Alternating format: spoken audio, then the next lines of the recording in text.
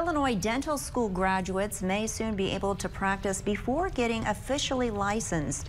A state committee unanimously passed a bill last week. It would allow someone enrolled in a dental residency or a specialty training program to practice for up to 3 months while waiting for their license.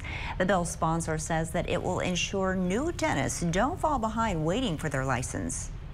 This came out of a recognition that sometimes there are delays with IDFPR, the licensure process, and so this would allow those who are waiting to be able to take part in the training that's required.